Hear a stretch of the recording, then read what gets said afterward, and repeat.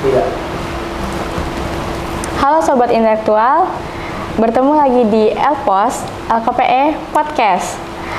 Bersama saya, Sofia Amalia Ashari, yang akan menemani teman-teman di episode pertama kali ini. Jadi, hari ini kita mau membahas tema yang Gen Z banget nih di zaman sekarang. Kita bakal ngebahas gimana caranya kita bisa paham dan kenal sama diri kita sendiri, yaitu self-discovery atau seni memahami diri sendiri. Nah, kenapa kita membahas tema ini? Jadi di zaman sekarang ini banyak banget nih fenomena-fenomena yang terjadi di kalangan anak remaja khususnya yang bingung apa yang terjadi pada diri sendiri. Kita ini maunya apa? Dan kita ini sukanya apa sih? Nah, kita ini bahkan nggak tahu apa yang terjadi sama diri kita sendiri. Dan di obrolan kali ini, saya pastinya nggak sendiri, yaitu saya ditemani oleh Kak Raidatul Amalia An-Najwa, yang kakak yang cantik dan pintar. Boleh kenalan dulu Kak sama sobat-sobat intelektual di rumah? Halo Sobat Intelektual, perkenalkan nama aku Raidatul Amalia An-Najwa, biasanya aku dipanggil Wawa.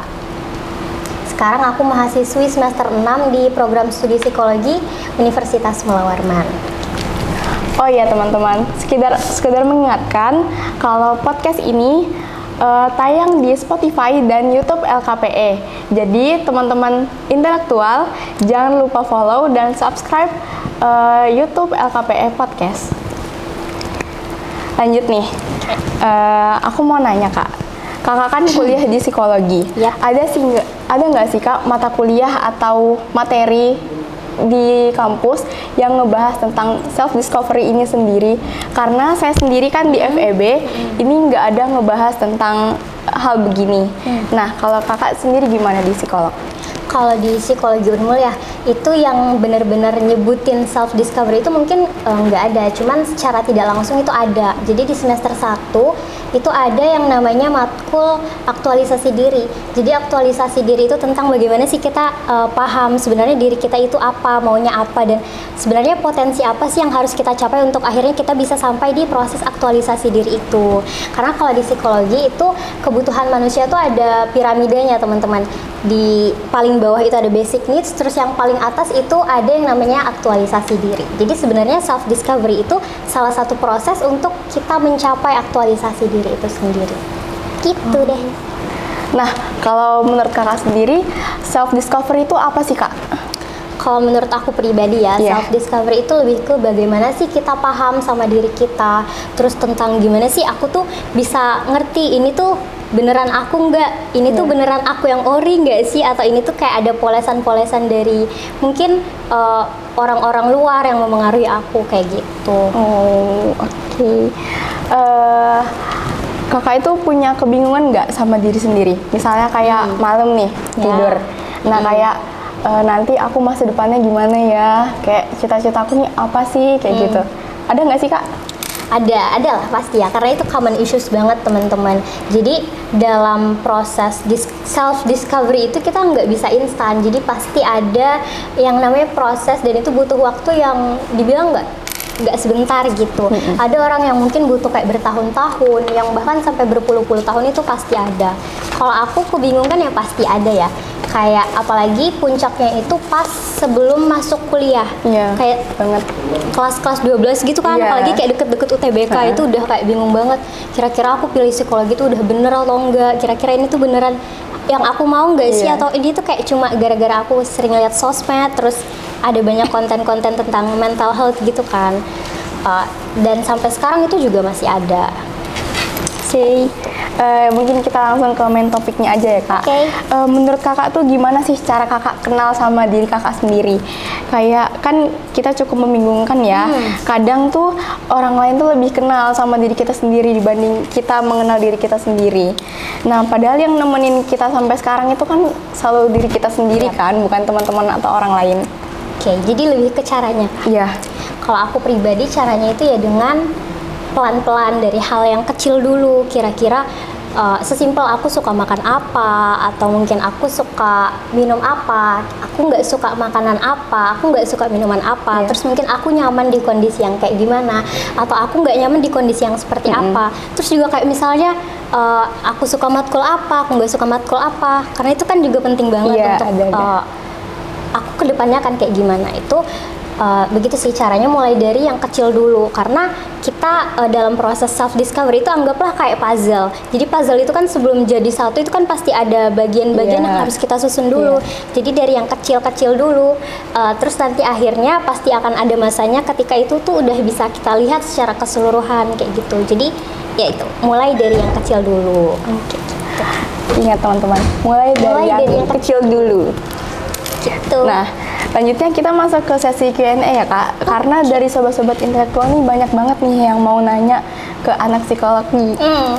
Nah, kita mulai dari pertanyaan satu ya. Dimulai dari pertanyaan Reva. Kenapa otak sama hati itu selalu nggak sinkron? Jadi susah banget mau kenal lebih jauh sama diri sendiri. Misalnya nih kayak pemikiran kita nih maunya apa, tapi diri kita tuh kadang nggak suka sama hal itu Kak. Gimana tuh Kak? Oke, mungkin pertanyaannya itu lebih ke kenapa sih pikiran sama perasaan kita itu sering nggak sinkron gitu. Karena kalau otak, sebenarnya di dalam otak itu ada bagian yang namanya amigdala. Jadi amigdala itu tuh juga tempat untuk ngeproses bagaimana sih respon emosional yang akan kita keluarkan nantinya gitu. Jadi otak itu nggak cuma tentang bagaimana kita berpikir, tapi juga bagaimana kita merespon suatu stresor itu dengan emosi yang kita punya kayak gitu. Jadi mungkin pertanyaannya tuh lebih ke kenapa sih perasaan sama pikiran kita itu sering nggak sejalan. Nah itu ya jawabannya simply karena mereka punya fungsinya masing-masing. Jadi kalau pikiran itu kan lebih ke logik tentang bagaimana kita berpikir akan suatu hal, apakah ini hal yang benar, apakah ini hal yang nggak benar, apakah hal ini emang ada di kapasitasku atau enggak, itu tuh masuknya ke pikiran.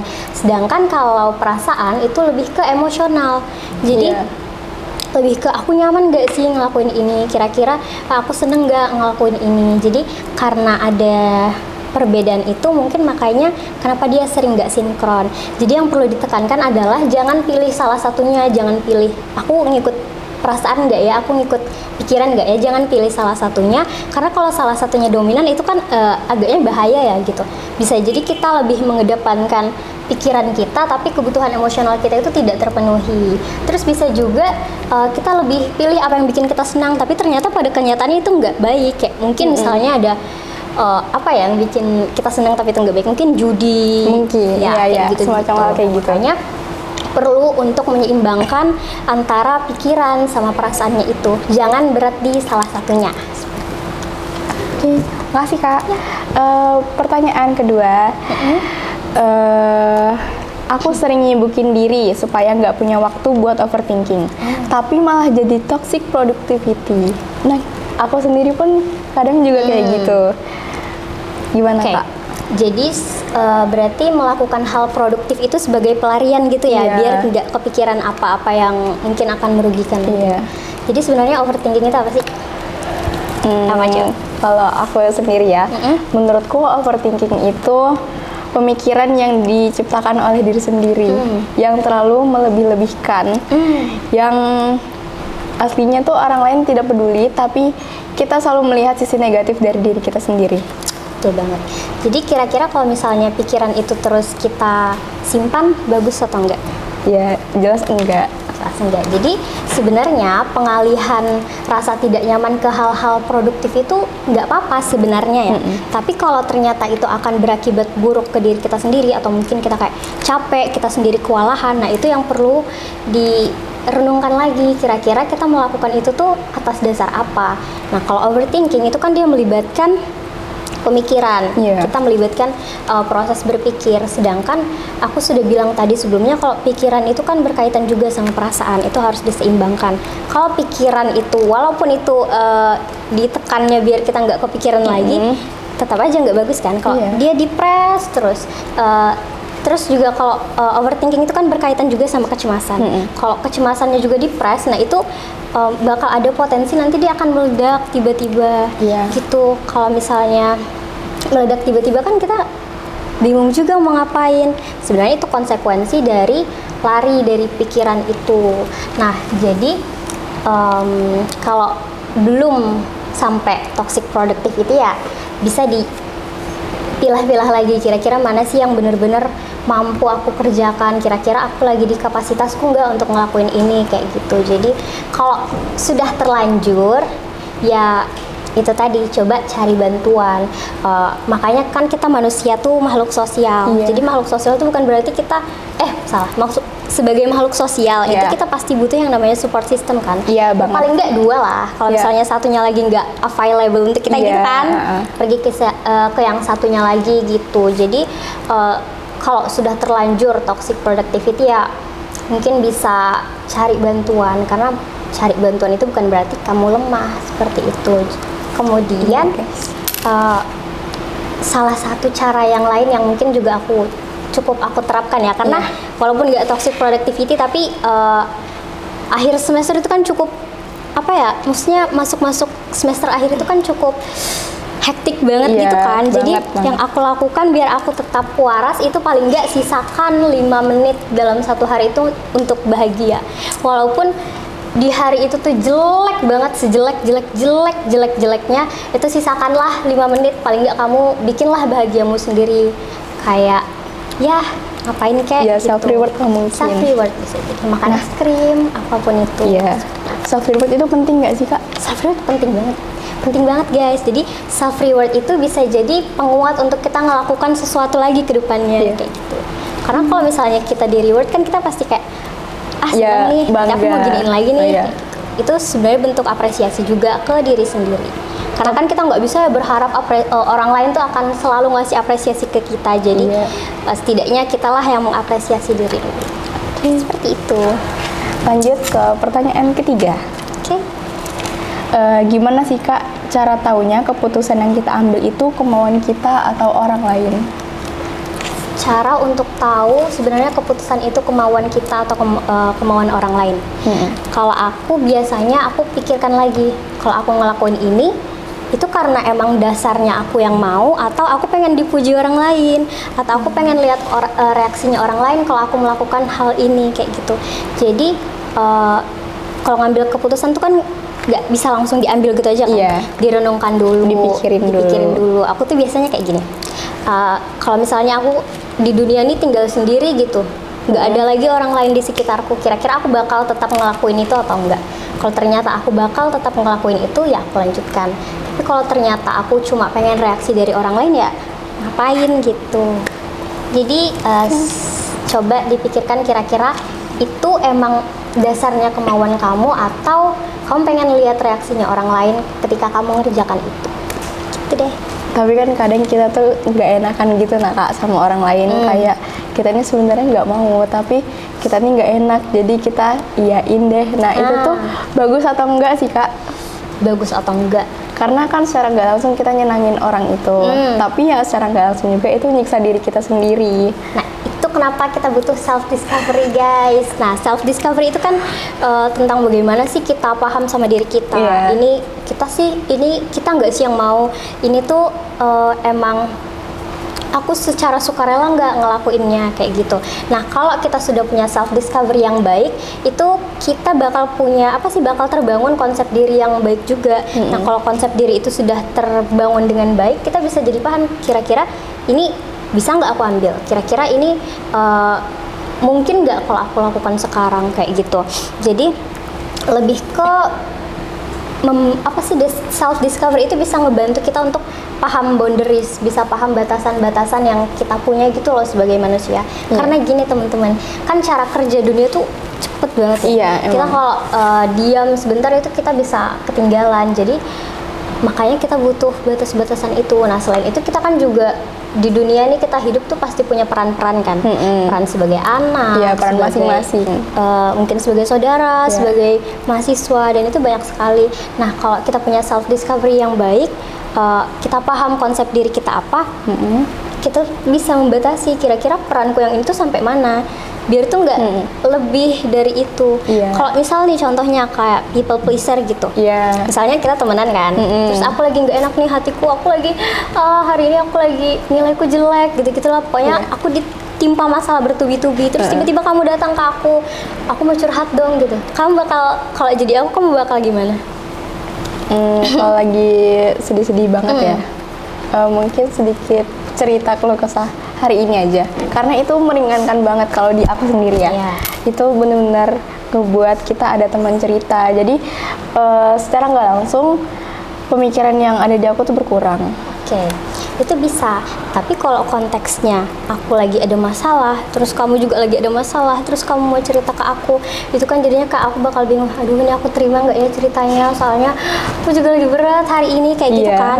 Kalau misalnya aku punya batasan diri yang cukup baik, aku bisa nolak kamu dengan baik-baik. Jadi misalnya kayak gini, siapa tadi namanya? Sofia, sorry hari ini aku lagi kurang baik nih perasaannya, takutnya kalau kamu cerita ke aku, responku nggak bisa kayak yang kamu mau. Jadi sebenarnya kayak gitu, dengan self discovery, dengan konsep diri yang baik, kita bisa paham batas-batasan kita yang kayak gimana. Jadi walaupun kita punya peran juga nih sebagai seorang teman, kita harus dengerin dia kalau misalnya dia ada keluh kesah, ya kita juga harus paham, aku lagi di kondisi yang baik nggak untuk melakukan peranku yang ini, kayak gitu. Gitu deh. Oke. Lanjut ke pertanyaan selanjutnya. Kalau kita berubah karena lingkungan, apakah itu bentuk ketidaksetiaan sama diri sendiri? Karena kan setiap kita ketemu teman yang beda-beda, kan sifat teman itu beda-beda. Ada yang mungkin kata orang toksik, ada kata orang yang baik. Nah, mungkin kalau kita berteman sama orang toksik, secara nggak langsung kita juga ikutan toksik. Nah, itu gimana Kak? Apakah itu bentuk ketidaksetiaan pada diri sendiri? Sebenarnya kalau bentuk ketidaksetiaan terhadap diri itu balik lagi ya, kira-kira itu berubahnya ke yang positif atau yang negatif. Kalau kita kan manusia, kita tuh makhluk sosial, kita kan pasti punya kebutuhan untuk berinteraksi sama orang lain. Iya, betul. Kita juga pasti butuh yang namanya fit in. Kita harus adaptif, kira-kira aku harus kayak gimana biar bisa diterima sama orang ini. Nah, selagi yang kamu lakukan atau perubahan yang terjadi itu masih kayak dalam batas wajar dan nggak menghilangkan jati dirimu sebagai kamu, ya nggak apa-apa. Tapi kalau misalnya emang negatif dan itu bikin kamu, aduh ini bukan aku lagi nih, itu menurut aku itu yang masuk ke bentuk pengkhianatan terhadap diri sendiri. Jadi selagi kamunya masih ada dan kamu masih tetap ori, ya sebenarnya nggak apa-apa. Berarti balik ke diri sendiri lagi ya Kak? Lebih ke gimana cara kamu ngatur untuk bisa tetap ada di lingkungan itu, tapi juga kamu tetap kamu. Iya, tetap mengontrol diri sendiri lah. Oke. Pertanyaan selanjutnya, gimana sih bisa tahu kapan mementingkan diri sendiri dan kapan mementingkan orang lain? Oke, kapan mementingkan diri sendiri dan kapan mementingkan orang lain? Iya. Kalau aku pribadi, aku lihat urgensinya. Kalau misalnya itu situasi yang benar-benar orang lain butuh duluan, aku bakal mentingin orang lain dulu. Karena kalau misalnya aku masih mampu, ya aku tahan dulu kan. Tapi kalau misalnya nggak kondisi urgent kayak gitu, ya aku bakal mentingin diri kita sendiri dulu. Jadi caranya untuk tahu adalah, aku udah tercukup belum? Kalau ternyata aku udah tercukupi, ya nggak apa-apa ngasih ke orang lain. Tapi kalau ternyata akunya aja belum tercukupi, ya aku ke aku dulu. Jadi begini teman-teman, baik ke diri sendiri dulu, baru baik ke orang lain. Karena baik ke orang lain tanpa baik ke diri sendiri itu sama aja sedih, bentuk pengkhianatan terhadap diri sendiri. Iya, betul. Itu. Lanjut ke pertanyaan selanjutnya. Gimana sih dengan kita yang salah mengenali diri sendiri karena trauma akan masa lalu? Nah, salah mengenali diri sendiri karena trauma. Kalau kita bahas tentang trauma, trauma itu sebenarnya cukup kompleks banget. Jadi satu trauma itu bisa terus berlanjut ke nanti-nantinya lagi. Berkelanjutan. Kan trauma itu juga bisa banyak ya. Bisa karena mungkin ada KDRT, mungkin karena melahirkan, ada kan? Bisa juga karena kebanyakan sih yang kayak dari pola asuh, dari pengalaman masa kecil gitu. Kita bahas traumanya dulu ya, baru gimana nih sama mereka.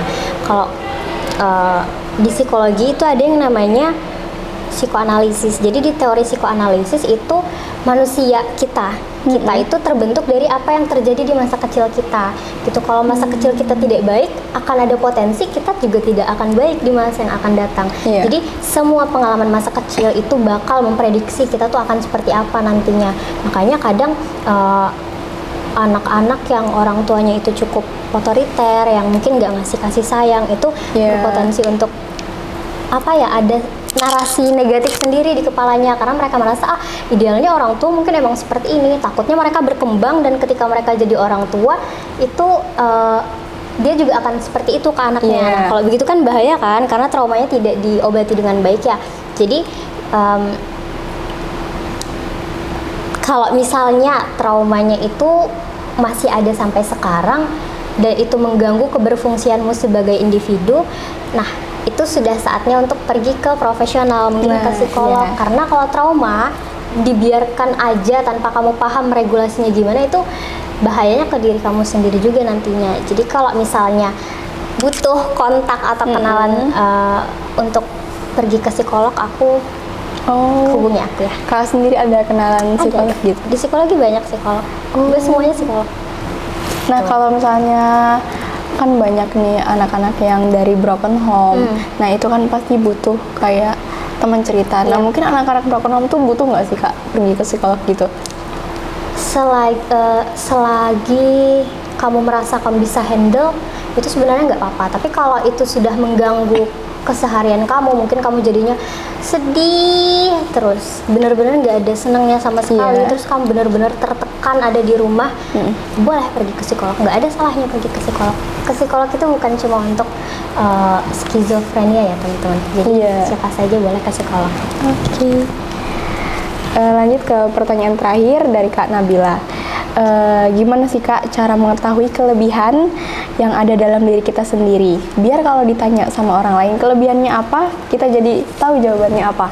Karena di zaman sekarang mau masuk organisasi, mau masuk pekerjaan, mau masuk apapun, itu yang ditanya adalah apa sih kelebihan yang kamu punya. Nah, kita sendiri mungkin nggak tahu apa kelebihan yang ada dalam diri kita sendiri. Mungkin gimana Kak cara kita tahu apa kelebihan dari dalam diri kita sendiri?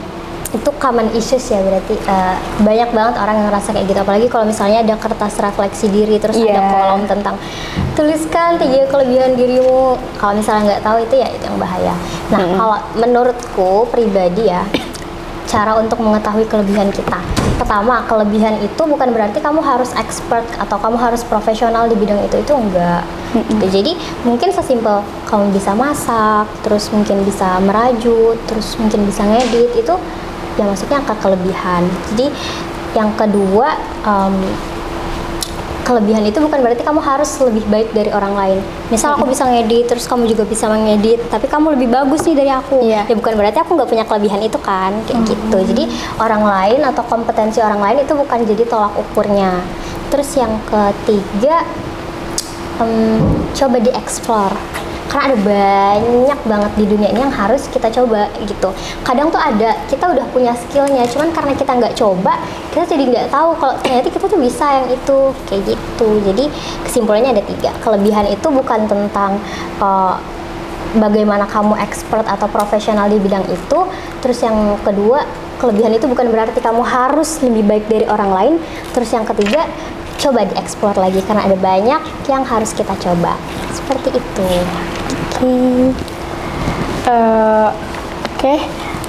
Kalau aku yang nanya boleh? Boleh. Kalau dari Sofia sendiri gimana?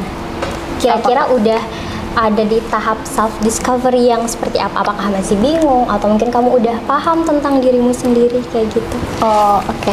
Kalau di saya sendiri, di satu sisi saya tuh udah mulai mengenal diri saya sendiri, tapi di sisi lain kadang saya lupa apa diri saya sendiri ini atau ini bukan saya. Nah, kadang saya tuh kayak gitu Kak, masih labil lah mungkin sekarang.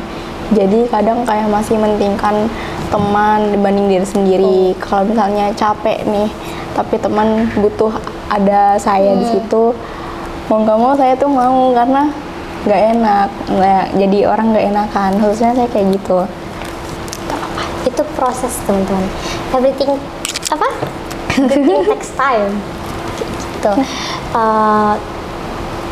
Kalau aku ada yang ketinggalan guys. Kalau misalnya mau coba untuk mengenali diri sendiri itu dipetakan kira-kira pikiran, perasaan sama perilakunya itu seperti apa. Misal waktu itu aku tuh ada 1 minggu tuh aku marah-marah terus kan, marah-marah terus, aku sampai bingung kenapa ya aku marah-marah terus ya. Terus kayak bener-bener di satu hari yang sama, misalnya kayak dalam 1 bulan tuh aku kayak marah-marah terus kan, terus tuh di satu hari yang sama itu aku bener-bener yang kayak gitu nah, marah-marah terus kan. Terus tuh pas aku pikirkan beberapa hari setelahnya aku pikirkan kenapa ya kok aku kayak marah terus, soalnya aku nggak enak kan, aku yang nggak enak, terus aku juga nggak enak karena teman-temanku tuh kok marahin semua kan, kayak gitu. Jadi pas aku putarlah otakku ke belakang, kira-kira kenapa ya, terus ternyata aku marah karena aku kepanasan. Nah jadi di hari Kamis nih misalnya, di hari Kamis tuh aku ada satu kelas yang benar-benar kelasnya tuh panas, AC-nya nggak nyala, walaupun ada AC tapi AC-nya tuh kayak nggak berfungsi dengan baik gitu kan. Terus juga di kelas tuh ada banyak banget orang kan, jadi di situ aku kayak biasanya humap gitu nah, begah sama diri sendiri. Terus ternyata aku cobalah pindah ke tempat lain, ternyata masih bagus. Terus pas aku balik lagi ke kelas itu, aku marah lagi. Nah ternyata stresornya ada di panas itu. Jadi ketika kita udah sadar sebenarnya apa sih peristiwa-peristiwa yang bikin kita nggak nyaman, itu kan kita bisa memetakan kira-kira kalau misalnya dihadapkan dengan peristiwa yang sama, aku akan melakukan apa nih respon baiknya. Nah karena dulu pas belum aku sadar, responku tuh marah-marah kan, jadi aku bilang berarti caranya adalah aku hindari tempat panas. Terus selain itu mungkin kalau emang aku harus ada di kelas itu, ya aku bawa kipas misalnya. Nah dengan begitu kan aku nggak perlu marah-marah lagi sama temen-temen. Jadi itu salah satu prosesnya. Iya, aku ada tuh pengalaman kayak gitu.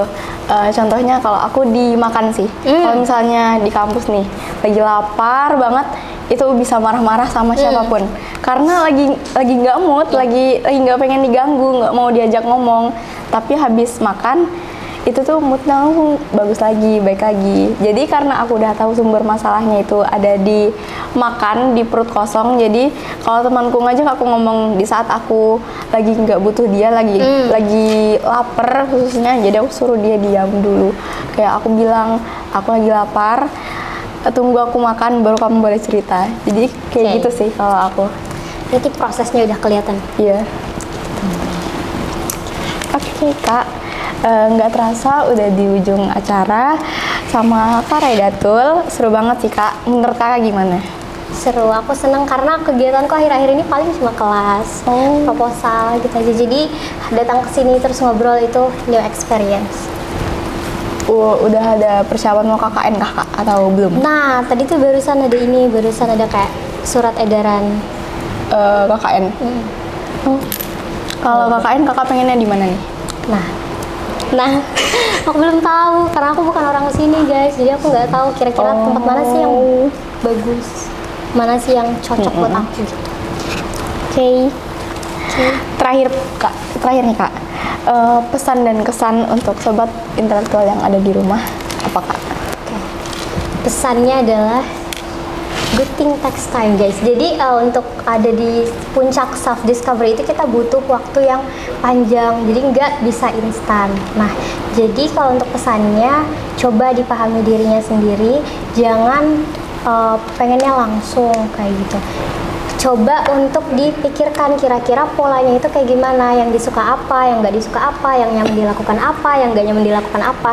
Nah biar kalau kita sudah paham, kita bisa membatasi diri kita sendiri kayak gitu. Ingat, kita nggak mampu di saat itu bukan berarti kita nggak akan mampu selamanya. Karena yang membuat suatu situasi kan ada banyak faktornya ya. Bisa jadi kayak lagi nggak sehat, nah begitu deh pokoknya. Oke, makasih Kak. Sebentar, kesannya belum? Oh iya. Kesannya aku senang banget soalnya aku senang teman-teman aware sama masalah ini. Iya, soal kesehatan memahami diri sendiri. Oke, makasih Kak Raidatul udah temenin kita di episode kali ini. Mudah-mudahan di lain waktu kita ada kesempatan untuk ngomong bareng lagi. Terima kasih juga sobat intelektual yang di rumah yang udah luangin waktunya untuk dengerin dan nonton kita. Sehat-sehat ya kalian dimanapun berada. Sampai jumpa di episode selanjutnya. Dadah.